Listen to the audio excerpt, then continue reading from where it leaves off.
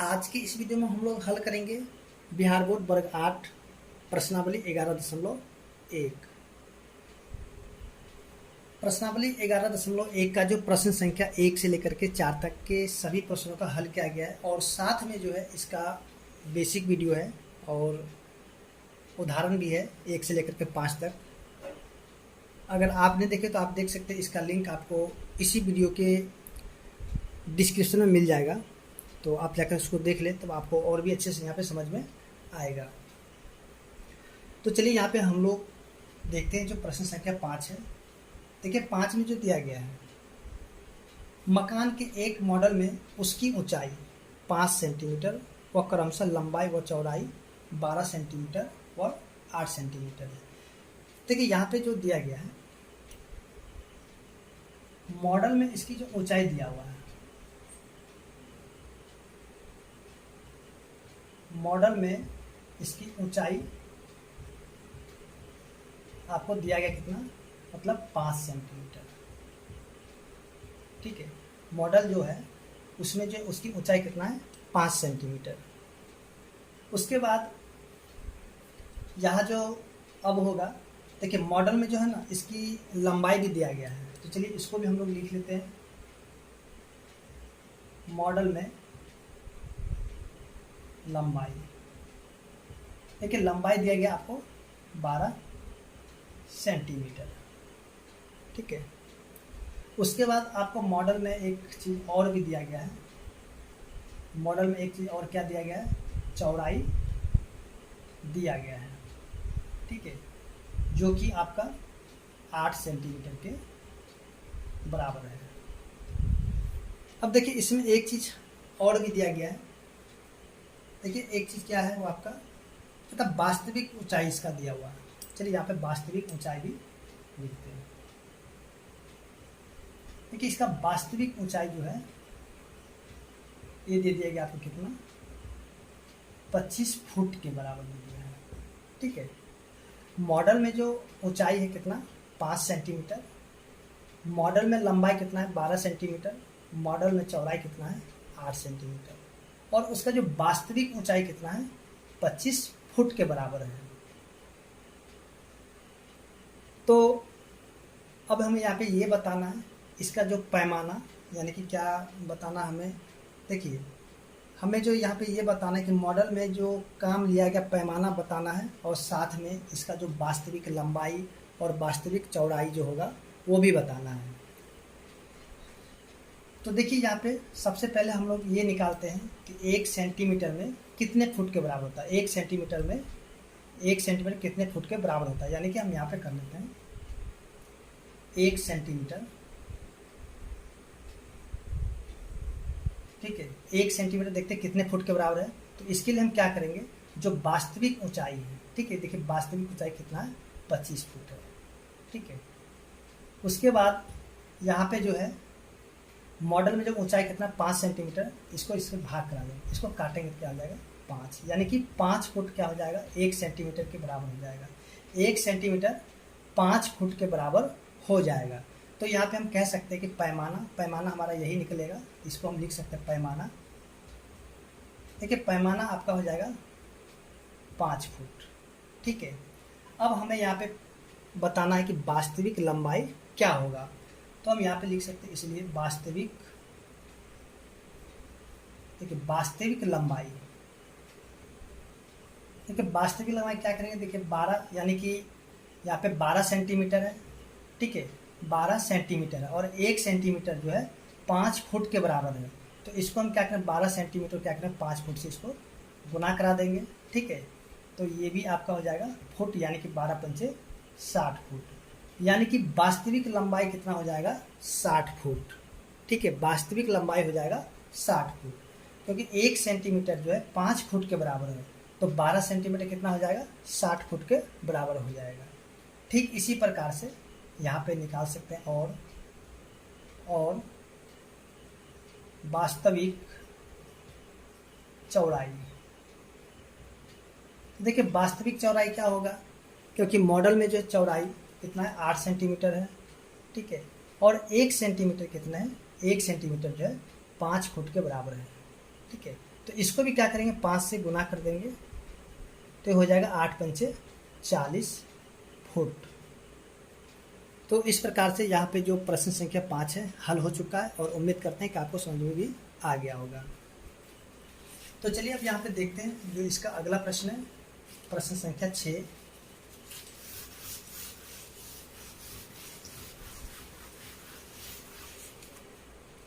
देखिए प्रश्न संख्या 6 में जो दिया गया है, मान लीजिए 2 किलोग्राम दाल में 7 गुना 10 पे पावर 5 क्रिस्टल है, तब दी गई दालों की मात्रा में कितने क्रिस्टल होंगे।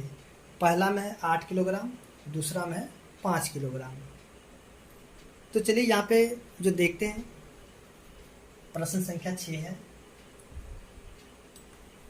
तो 6 में क्या करते हैं कि चलिए यहाँ पे हम मान लेते हैं, माना कि 8 किलोग्राम और 8 किलोग्राम दाल में, चलिए यहाँ पे कर लेते हैं x1, चलिए इसको कर लेते हैं y1, y किलोग्राम और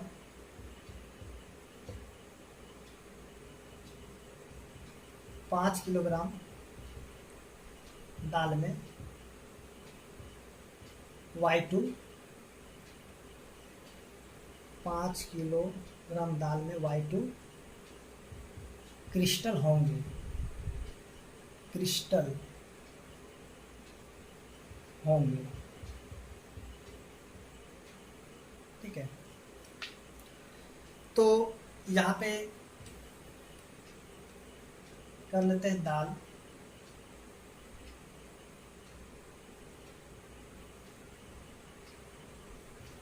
किलोग्राम में। ठीक है, दाल किलोग्राम में, उसके बाद यहाँ पे कर लेते हैं क्रिस्टल, क्रिस्टल। देखिए दाल जो है कितना केजी है, दाल किलोग्राम में, तो यहाँ पे देखिए 2 किलोग्राम दाल में जो है 7 गुना 10 पे पावर 5 क्रिस्टल है। तो हमें एक बार ये बताना है, चलिए यहाँ पे ऐसे बॉक्स कर लेते हैं।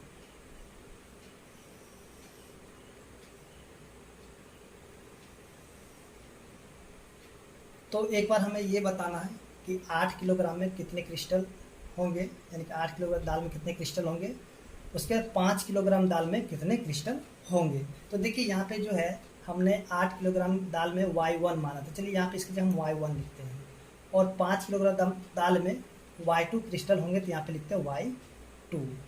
ठीक है, तो सबसे पहले यहाँ पे क्या करेंगे कि इन दोनों की सहायता से y1 का मान निकाल लेंगे, तो हमें ये पता चल जाएगा कि 8 किलोग्राम दाल में कितने क्रिस्टल होंगे। तो चलिए यहाँ पे इसलिए यानी कि 1 नंबर के लिए, ठीक है, 2/7 गुना 10 पे पावर 5 बराबर में 8/में y1। ठीक है, अब यहाँ पे क्या करेंगे कि इसको तिरछा तिरछी गुना करा देते हैं, यानी कि y1 को 2 से, तो 2 गुना में y1, फिर से 8 गुना में, अब इसको इससे गुना करेंगे, तो 8 गुना में 7 गुना 10 पे पावर 5। उसके बाद जो है, उसके बाद यहाँ पे अब इसको क्या करते हैं, y1 बराबर 8 गुना में 7 गुना 10 पे पावर 5। अब देखिए यहाँ पे 2 क्या है, गुना में है। ठीक है, 2 क्या है, गुना में है, तो इसके नीचे आकर के भाग में, यानी कि 2 नीचे आ जाएगा। अब इसको काटेंगे तो ये हो जाएगा आपका 4, तो यहाँ पे y1 क्या हो जाएगा, 7 चौके 28 गुना 10 पे पावर 5। ठीक है, उसके बाद जो है, अब यहाँ पे फिर से y1 बराबर क्या हो जाए, 2.8 गुना 10 पे पावर 6। ठीक है, देखिए यहाँ पे ये जो है, आप जो जैसे कि आप यहाँ पे प्रश्नावली 10 का जो है एक विस्तारित रूप में लिखने के लिए, 1 मिनट, प्रश्नावली आपका है ये देखिए प्रश्नावली जो 10.2 है, ठीक है, 10.2 में जो आपको दिया हुआ मानक रूप में व्यक्त करने के लिए, तो यहाँ पे जो है ठीक उसी प्रकार से जो मानक रूप में इसको व्यक्त किया गया, यानी कि 2.8 गुना 10⁻6 जो है y1 का मान निकला, यानी कि 8 किलोग्राम दाल में आपको कितना 2.8 गुना 10⁻6 क्रिस्टल होंगे, ठीक है। तो आप यहाँ पे देखिए y1 हमने इसको माना था, इसलिए हमारा जो है y1 का मान यहाँ पे निकला, तो हम यहाँ पे लिखेंगे 8 किलोग्राम। चलिए यहाँ पे हम लिखते हैं इसको।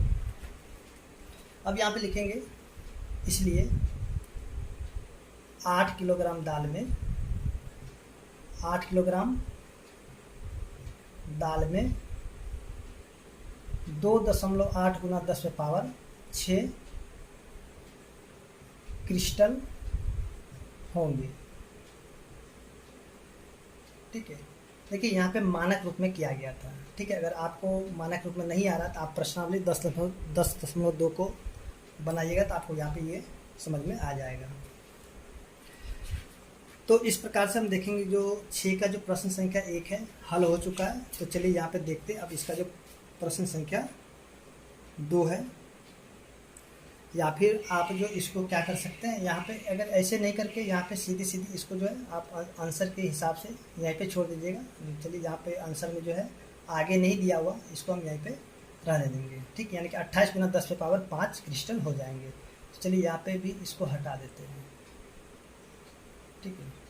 यहाँ पे हो जाएगा 28 गुना 10⁵ क्रिस्टल, ठीक है, क्योंकि इसको मानक रूप में नहीं लिखा गया था, इसलिए इसका आंसर यहीं पे हो जाएगा।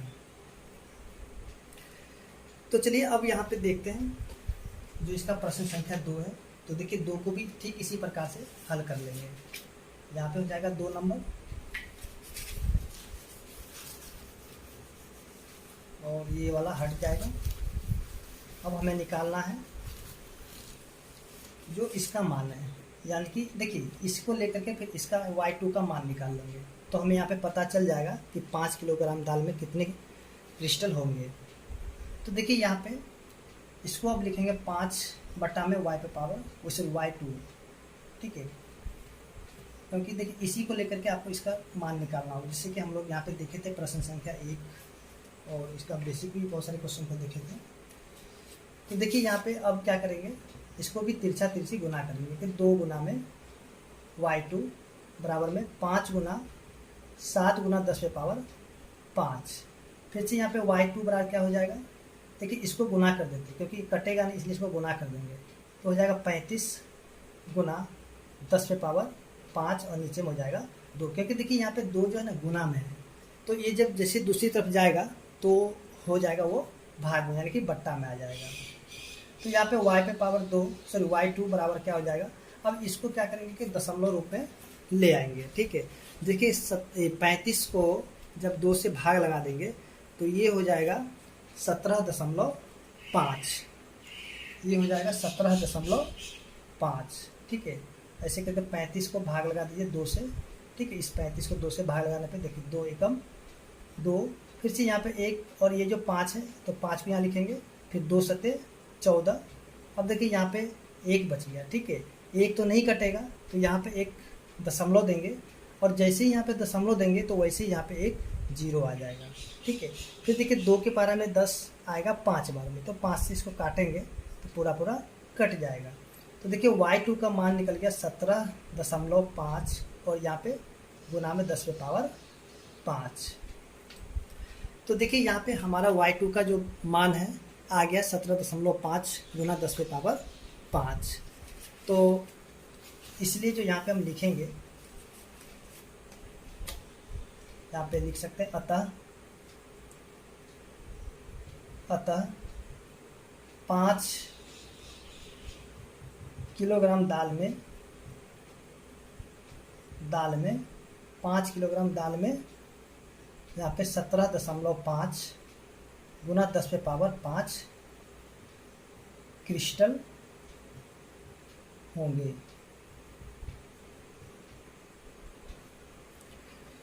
तो इस प्रकार से हम देखेंगे जो प्रश्न संख्या 6 था हल हो चुका है, और उम्मीद करते हैं कि आपको समझ में आ गया होगा। तो चलिए यहाँ पे अब हम लोग देखते हैं जो इसका प्रश्न संख्या 7 है।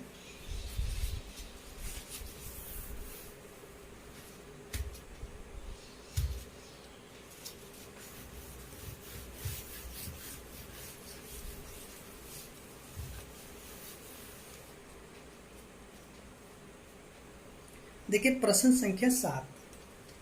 तो प्रश्न संख्या 7 में जो आपका दिया गया है, जैसे आप देख रहे हैं नीचे में भी दिया हुआ प्रश्न। देखिए प्रश्न संख्या 7, एक मानचित्र का पैमाना 1:25 पर यानी कि 50 लाख दिया है। ठीक, 1:25 लाख दिया है। तो यहाँ पे एक चीज और दिया, दो नगरों की मानचित्र में दूरी 3 सेंटीमीटर है, तो वास्तविक में उनके बीच की दूरी क्या होगी। तो चलिए हम यहाँ पे क्या करते हैं, दो नगरों की वास्तविक दूरी को मान लेते हैं x, या फिर x या y मान लेते हैं, कुछ भी मान सकते हैं। यहाँ पे दो नगरों की वास्तविक दूरी, चलिए इसको y मान लेते हैं, y है। ठीक है, तो अब जो है यहाँ पे सबसे पहले लिखेंगे मानचित्र में, चलिए यहाँ पे लिखते हैं मानचित्र में दूरी, चलिए यहाँ पे सेंटीमीटर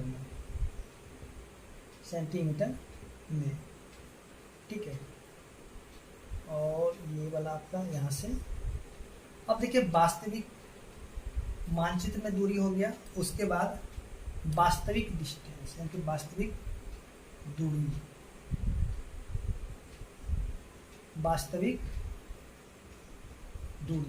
यानी कि सेंटीमीटर में इसको भी कर लेते हैं, सेंटीमीटर में। तो देखिए मानचित्र में दूरी जो आपका दिया गया है यानी कि 1, ठीक है, और इसका जो वास्तविक दूरी है यानी कि 25 लाख। चलिए 25 पर है 2 2 4 2 6 लाख, 10 लाख करोड़ में दिया हुआ है, 21 ढाई 17,000 10,000 लाख 10 लाख करोड़, यानी 25 करोड़ 2 लाख 1 मिनट सॉरी यहाँ पे 2 करोड़ 50 लाख दिया हुआ है। ठीक है, तो देखिए यहाँ पे जो इसका दूरी दिया हुआ है यानी कि 25 पर 6 जीरो, 2 2 4 2 6 जीरो, यानी कि 2 करोड़ 50 लाख, 2 2 4 5 6। ठीक है, अब यहाँ पे देखिए इसका जो है मानचित्र में जो है ना, दो नंबर के मानचित्र में दूरी भी आपको दे दिया कितना, 3 सेंटीमीटर में। ठीक है, और इसका जो हम लोग वास्तविक दूरी यानी कि 3 सेंटीमीटर वास्तविक दूरी क्या माने हैं, y। तो चलिए यहाँ पे y मान लेते, y लिख लेते हैं यहाँ से। ये आपका 2 करोड़ 50 लाख है। तो अब जो है यहाँ पे इसलिए 1/25 पर 6 जीरो बराबर 3/y। ठीक है, अब इसको क्या करेंगे, तिरछा तिरछी गुना करेंगे। ठीक है, एक को गुना करेंगे y के साथ, तो ये हो जाएगा y। उसके बाद देखिए यहाँ पे 3 को गुना करेंगे 2 करोड़ 50 लाख से, तो ये क्या हो जाएगा 25 दिया। चलिए यहाँ पे 3 गुना में 25 पर 6 जीरो, 2 2 4 5 6। उसके बाद इसको गुना करें क्या हो जाएगा 25 दिया 75, और 75 पर 6 जीरो। ठीक है, तो देखिए यहाँ पे y जो हम लोग किसको माने थे, यानी कि दो नगरों की जो वास्तविक दूरी था, ठीक है, इसको भी सेंटीमीटर माना गया था। तो आपका जो दो नगरों के बीच की जो दूरी आ गया है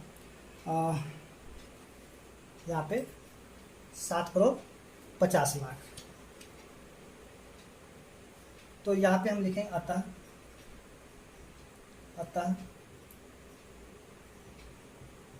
दो नगरों की वास्तविक दूरी कितना हो जाएगा, 7 करोड़ 50 लाख सेंटीमीटर, या फिर 7 करोड़ 50 लाख, 2 2 4 5 6।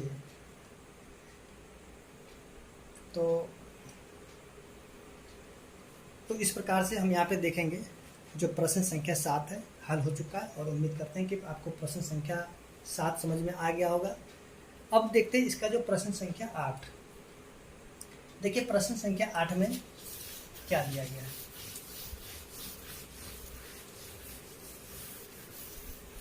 देखिए प्रश्न संख्या 8, यदि एक स्कूटर 3 लीटर पेट्रोल में 96 किलोमीटर की दूरी चलता है, 96 किलोमीटर चलता है, तो 320 किलोमीटर चलने के लिए इसे कितने लीटर पेट्रोल की आवश्यकता होगी। तो देखिए यहाँ पे जो प्रश्न संख्या 8 है, तो हमें यहाँ पे ये बताना है 320 किलोमीटर चलने के लिए कितने पेट्रोल की आवश्यकता होगी। तो देखिए जो चीज़ हमें निकालना होता है उसको या तो हम x मानते हैं या फिर y मानते हैं। तो हम यहाँ पे कुछ भी मान सकते हैं। तो चलिए यहाँ पे माना कि 320 किलोमीटर चलने के लिए x मान लेते हैं,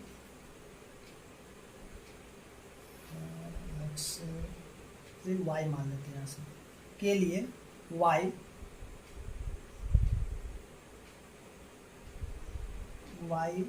लीटर पेट्रोल की आवश्यकता होगी। मान लिए इसको, ठीक है। अब जो है यहाँ पे देखिए, यहाँ पे लिखते हैं पेट्रोल,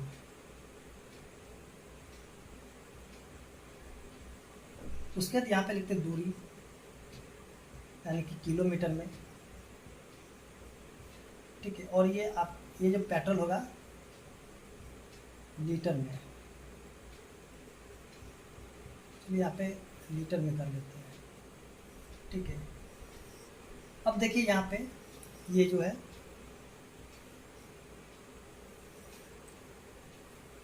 3 लीटर पेट्रोल में जो है ये 96 किलोमीटर की दूरी को तय कर लेता है, ठीक है। चलिए यहाँ पे उसके बाद चलिए इसको x कर लेते हैं, x, ठीक है। तो कहता है 320 किलोमीटर की दूरी को तय करने में कितना लीटर पेट्रोल चाहिए। तो देखिए यहाँ पे पेट्रोल को माने x, ठीक है। तो यहाँ पे लिखेंगे x। तो यहाँ पे क्या हो जाएगा, इसलिए 3/96 बराबर में x/320। अब यहाँ पे क्या करेंगे कि इसको जो तिरछा तिरछी गुना करा देंगे, यानी कि 3 को 320 से गुना कराएंगे और x को गुना कराएंगे 96 से। तो ये क्या हो जाएगा, देखिए यहाँ पे हो जाएगा आपका 96 गुना में x बराबर में, और इसको जब गुना करेंगे तो 3 गुना में 320 हो जाएगा। फिर से देखिए यहाँ पे x बराबर क्या हो जाएगा, 3 गुना में, या फिर इसको गुना कीजिएगा तो आपको कितना होगा 960, और ये 96 जो है इसके नीचे आ जाएगा, ठीक है, क्योंकि यहाँ पे गुना में है, और इधर आके हो जाएगा भाग में। तो इसको काटेंगे तो हो जाएगा 10, यानी कि x का जो मान निकल गया 10। अब देखिए यहाँ पे x हमने किसको माना था, तो यहाँ पे हमने x माना था कि 320 किलोमीटर चलने के लिए जो पेट्रोल की जो आवश्यकता होगी उसी को हमने x माना था। तो यहाँ पे हम लिखेंगे अतः 320 किलोमीटर या फिर चलने के लिए 10 लीटर पेट्रोल की आवश्यकता होगी।